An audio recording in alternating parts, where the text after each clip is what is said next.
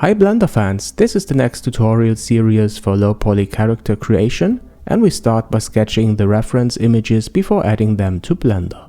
I recommend using a painting application that supports axis symmetry like Krita or Sketchbook that I use here. And I have pre-drawn the character that I want to model with a pencil on paper, and now I use a sketching brush in Sketchbook and draw over it. For the front view with symmetry enabled, and later for the side view without symmetry. It was important to me that the head has the same height as the body and legs together. I just wanted to create a character with these proportions. Okay, now I disabled the symmetry to paint the character from the side view. It doesn't have to be perfectly painted, what matters most is that the proportions of all body parts are the same for both views.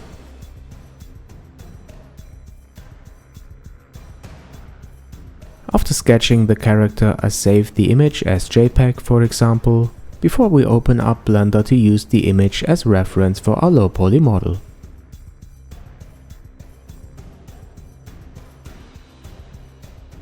Alright, here is my new empty Blender scene in Blender 2.79, and I check Background Images and press Add Image to add my sketch for the front Y-axis.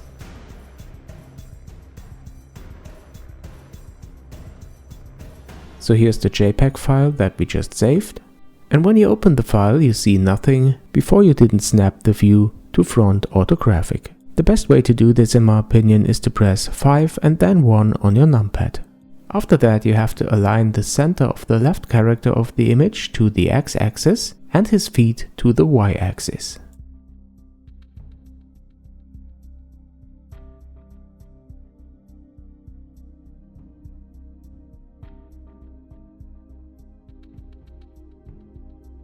Great, now let's add the image again, the same image, but for the right image x-axis.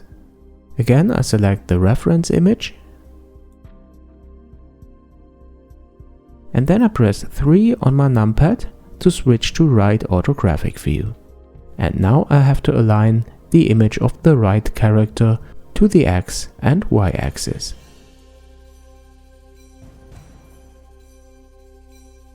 Okay, that's it, and now I can switch between these views by pressing 1 and 3 of my numpad.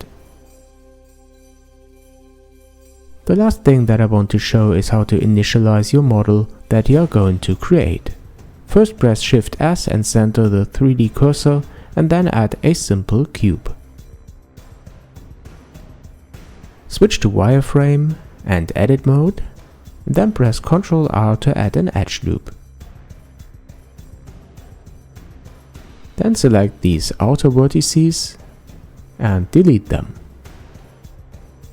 Now switch back to object mode and add a mirror modifier. And now you're ready to extend your model and adapt it to the shape of the reference image. But this will be the topic of the next part.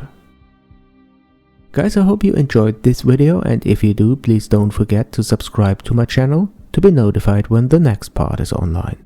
Thanks for watching this, and thanks for your support if you already support me on my Patreon, and come back soon to JNM.